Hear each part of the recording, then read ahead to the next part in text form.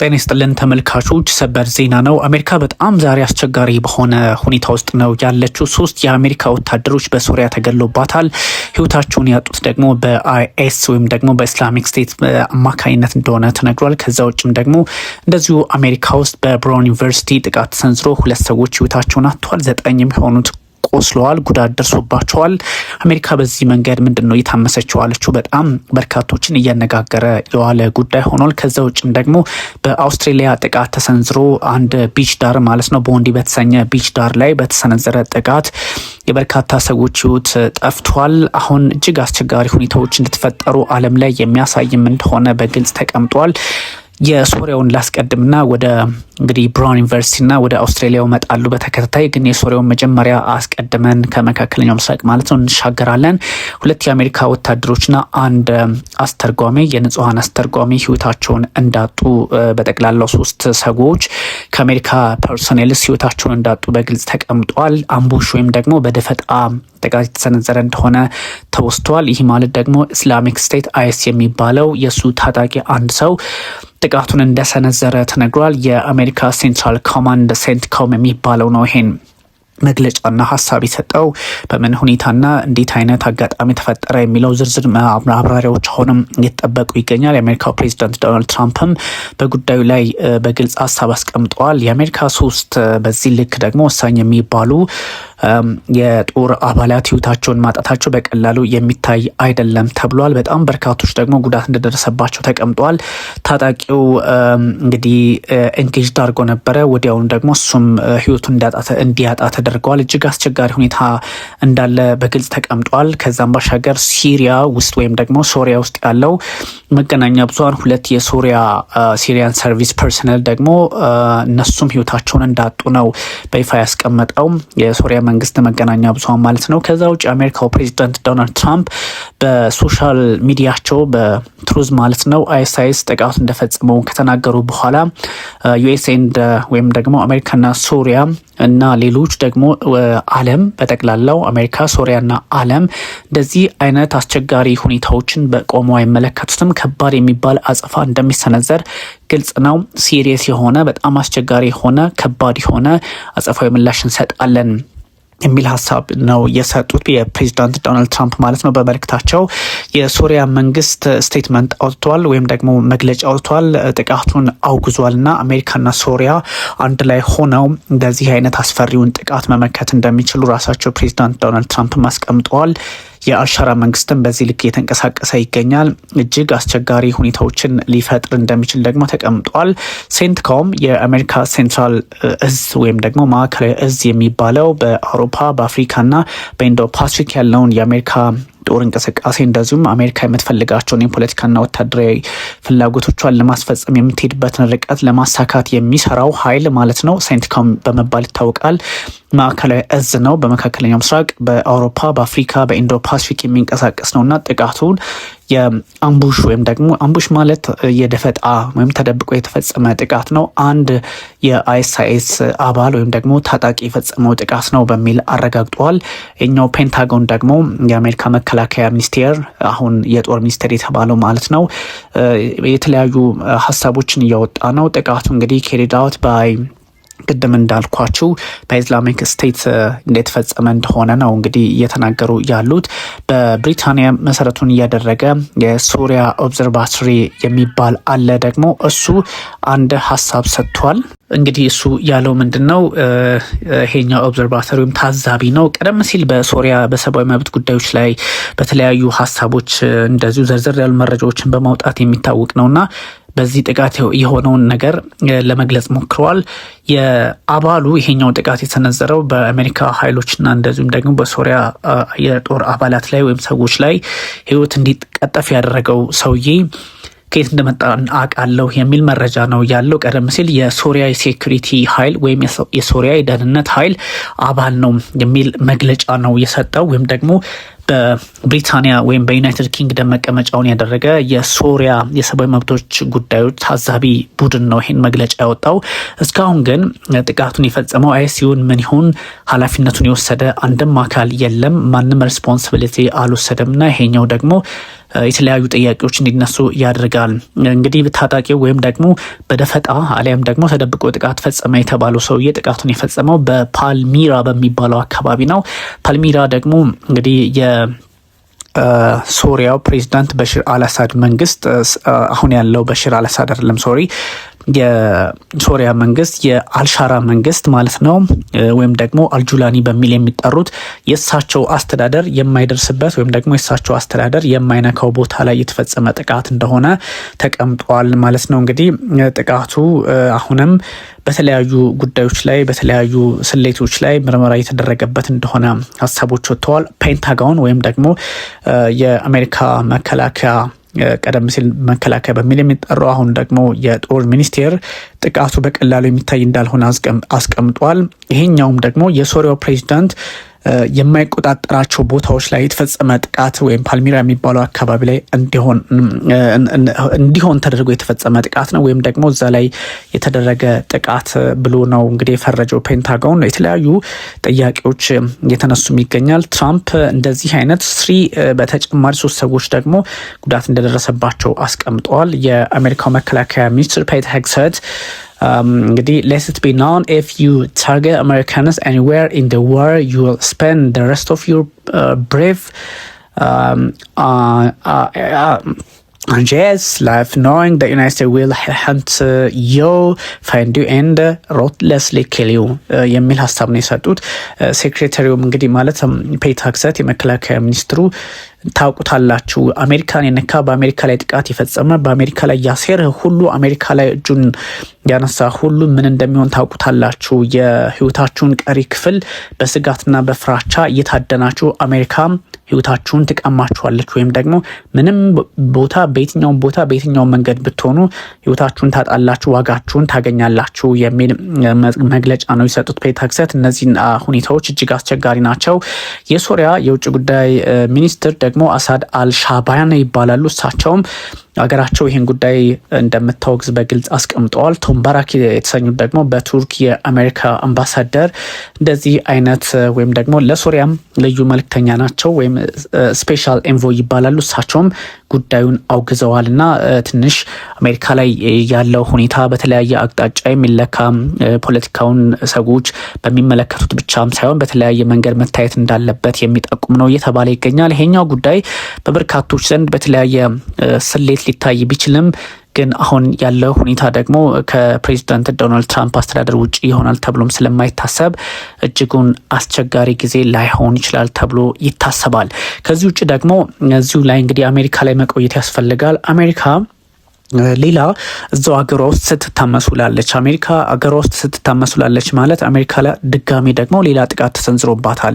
ይህ ጥቃት የተሰነዘረባት በተለያየ አጋጣሚ ሂሳባዊ ስሌቶች ተሰልተው ከሶሪያ እስከ እንግዲህ እዛው አሜሪካ ድረስ ብራውን ዩኒቨርሲቲ ድረስ የሆነ ነው የሚል ሀሳብም እየተጋራ ይገኛል። እንግዲህ ጥቃቱን የፈጸመው ሰው ምንድነው ያደረገው? 2 ሰዎችን ወይም ደግሞ በዚህ ዩኒቨርሲቲ 2 ተማሪዎችን ህይወታቸውን እንዲያጡ አድርገዋል። 9 ሰዎች በብራውን ዩኒቨርሲቲ ጉዳት እንዲደርስባቸው አድርጓል ወይም ቆስለዋል፣ በፕሮቪደንስ አካባቢ ማለት ነው።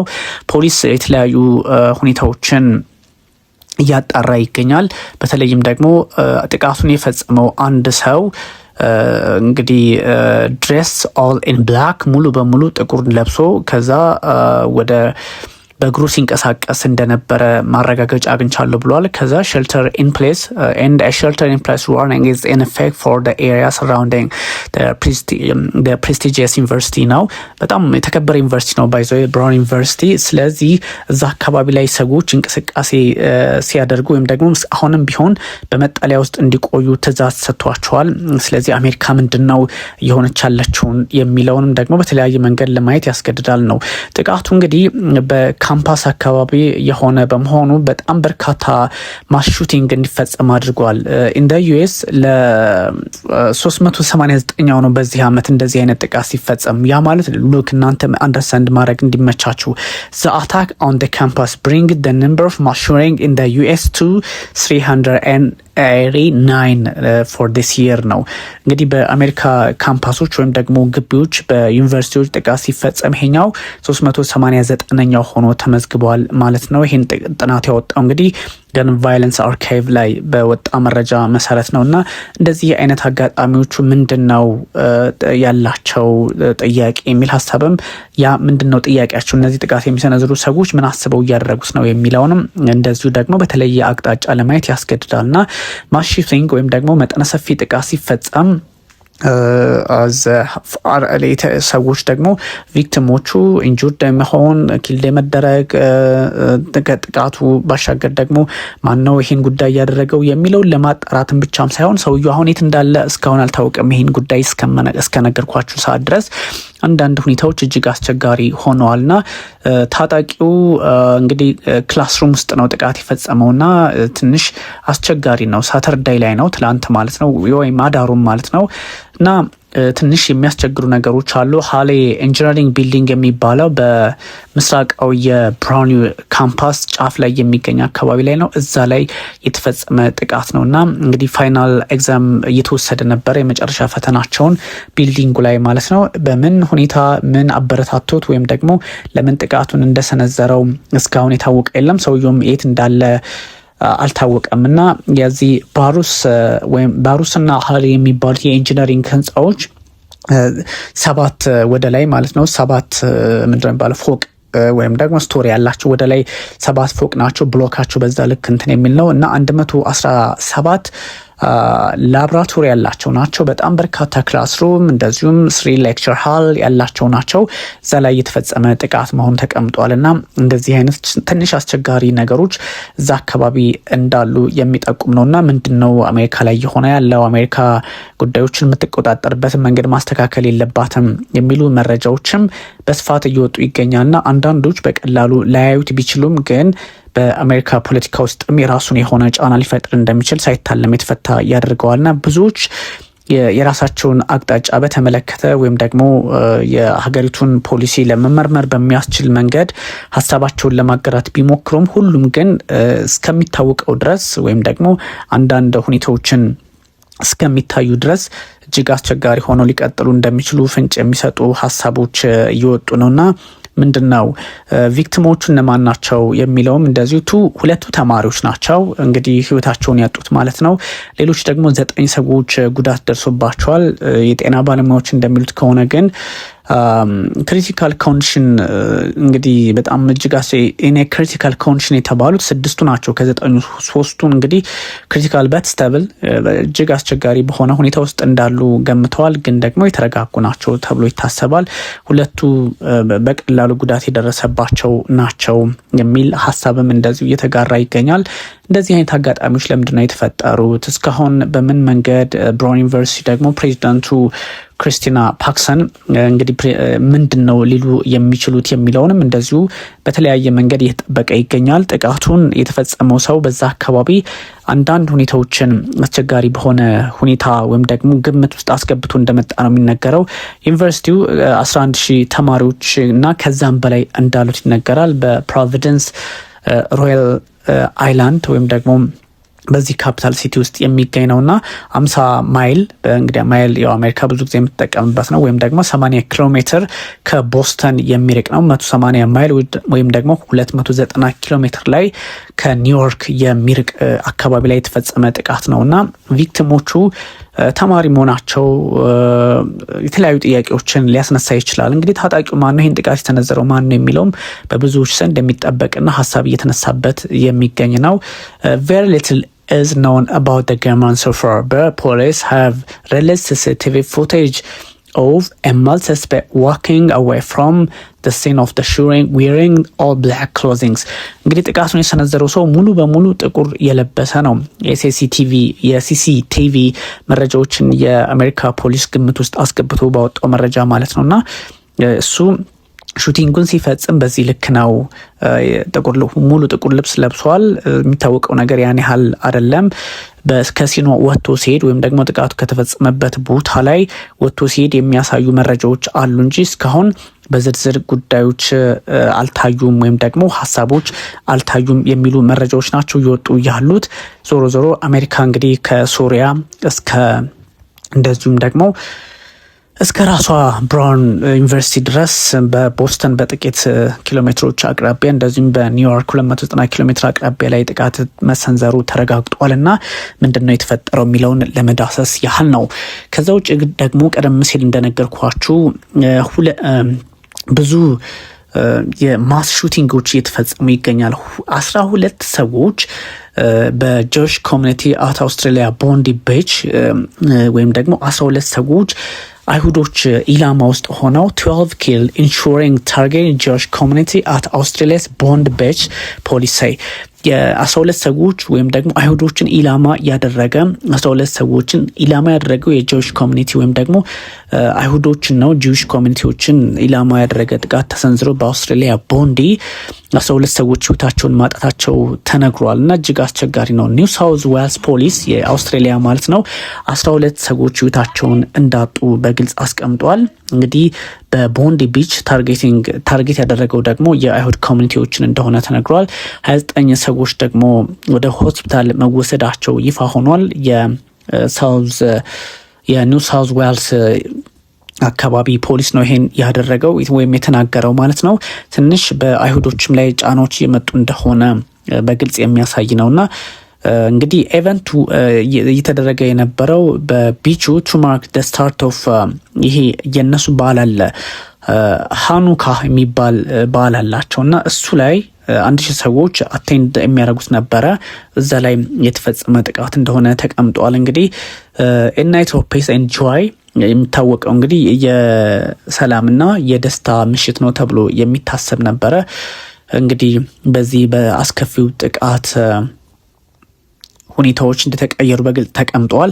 ዋን ገንመን እንግዲህ ህይወቱን አጥቷል። ሁለተኛው ሰስፔክት ደግሞ በክሪቲካል ኮንዲሽን ውስጥ እንዳለ ተቀምጧልና እንደው በጣም ዓለም ዛሬ ስትተራመስ ውላለች ለማለት የሚያስደፍር ነው። ከዛም እንግዲህ ሐማስም መሪ አንድ ቁልፍ መሪው እንደተገደለበት በይፋ አስቀምጧልና ሁሉም ነገር ብዙ አጋጣሚዎች እየታዩ ይገኛልና እንግዲህ ሪስኪ ቦምብ ዲስፖሳል ወርኪንግ ኦን ቫይክል የሚሉ መረጃዎችን እየተመለከትን ነበርና ብዙ የፖለቲካ መንገዶችን ማረጋጋት የሚችል አውድ ካልተፈጠረ በስተቀር አንደኛ አይሁዶች ላይ ኢላማ የተደረገ ጥቃት ነው ምን ማለት ነው የሚለው ብዙዎችን የሚያሳስብ ሆኗል። ከሌላም አቅጣጫ ደግሞ ሊታይ የሚችል እንደሆነ በግልጽ ተቀምጧል። ምንድነው የሚለውን ደግሞ በስፋት እየተከታተልን እናደርሳችኋለን። ግን ደግሞ አንዳንድ ጥያቄዎችም ካሉ ወይም ደግሞ በተለያየ አጋጣሚ የዓለም የፖለቲካ ሂደቷ አውዷ እንደው ዛሬ በጣም አስቸጋሪ የሆነ መጥቷልና ምንድነው የሚለው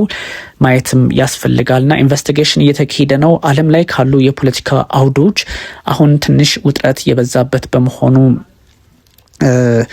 በግልጽ ተቀምጧልና እነዚህ እንዴት ሆኖ ምንድናቸው የሚለውን በስፋት መዳሰስ ስለሚያስፈልግ ነው። ሌላ ጊዜ ደግሞ ጉዳዩን የተጣራ መረጃ ወይም ደግሞ የተጣራ መረጃ ስላችሁ ከዌልስ ከኒው ሳውዝ ዌልስ ወይም ደግሞ ከአውስትራሊያ ፖሊስ ያለውን መረጃ ይዘን እንመጣለን ማለት ነው። ውድ ተመልካቾቻችን ለነበራችሁ ጊዜ ግን እጅጉን አመሰግናችኋለሁ።